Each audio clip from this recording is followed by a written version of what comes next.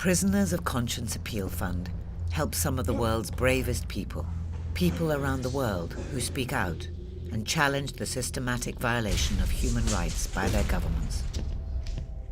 The charity only helps people who have chosen not to use violence to express their beliefs. Shepard Yuda used to work for the prison service in Zimbabwe. In the run-up to the elections, he witnessed vote rigging in the prison and secretly filmed this abuse of power by Robert Mugabe's men. I wanted to show the world that Mugabe might claim to be democratically elected, which I say no, he hasn't been democratically elected. He hasn't been elected by anybody, but he has forced people to elect him, whether you like it or not. If you don't vote for him, you'll be killed. The aim of the Prisoners of Conscience Appeal Fund is to help people whose lives have been destroyed by persecution and political oppression make a new start. We help people in the UK and overseas.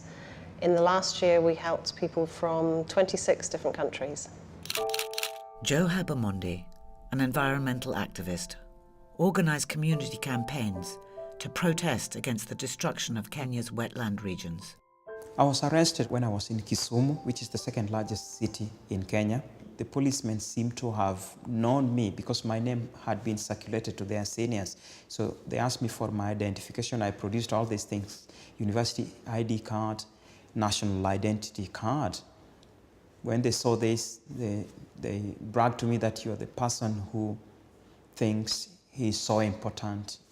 You're the one who is causing trouble all around here. So they started beating me, slapping me, kicking me. And one of them got hold of my shoulders and kicked me at the back here, at the lower part of my spinal cord, and I collapsed. And for many days, I had a lot of trouble. I could not sit on a chair, so for many days I was just lying on my side.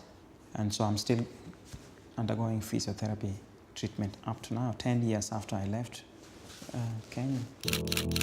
Wayne In's father has been jailed on 2 separate occasions by the Burmese government.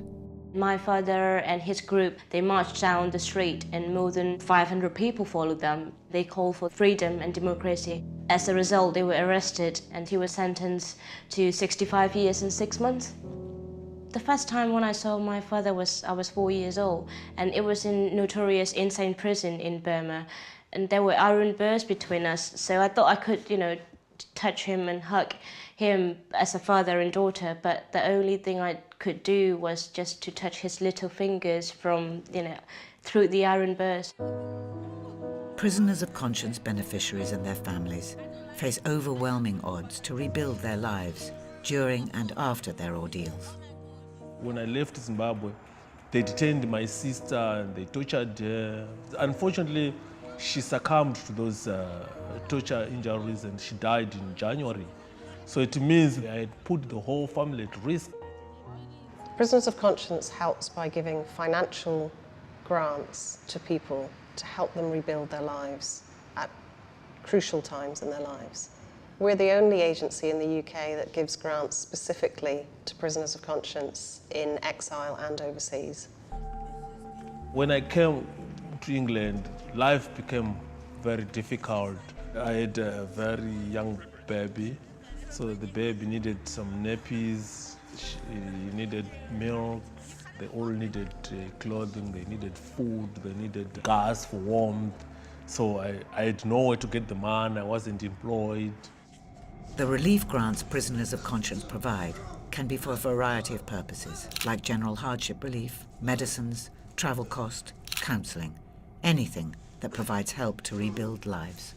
There is no medical attention for any of the political prisoners, and my father is suffering a heart problem. The money we receive from Prisoner of Conscience help us a lot, because with that amount of money, my mother and my sister could go and visit my father for 4 times. And also she could buy medicines and food for my father. And it meant a lot of encouragement to him to see my mother, every month like that. In the UK, Prisoners of Conscience also provide bursaries to help rebuild careers. Zoë had completed a BA degree in geography and had begun a master's degree in Kenya. However, his qualifications were not recognised in the UK till he re-qualified.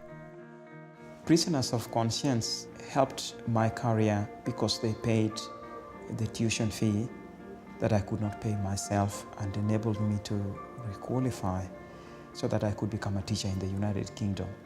After finishing my PGC, I got employed as a geography teacher. A lot of students have done geography and gone on to do geography at university. And for me, this is the most wonderful thing, just to see young people achieve just because Prisoners of Conscience enabled me to qualify as a teacher.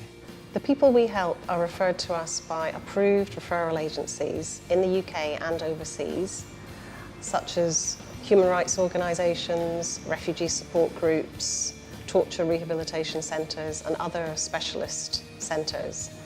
These organisations may be involved with human rights activists and defenders in a variety of ways, but they don't necessarily have access to funds to give people financial help when it's really urgently needed.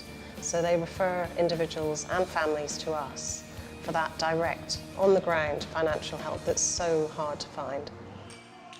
If I had not received help from the Prisoners of Conscience, we were going to freeze and we were going to starve.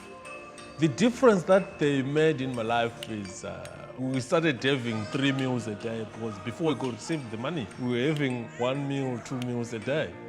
We started buying clothing, started paying for gas. Help Prisoners of Conscience Appeal Fund provide more happy endings.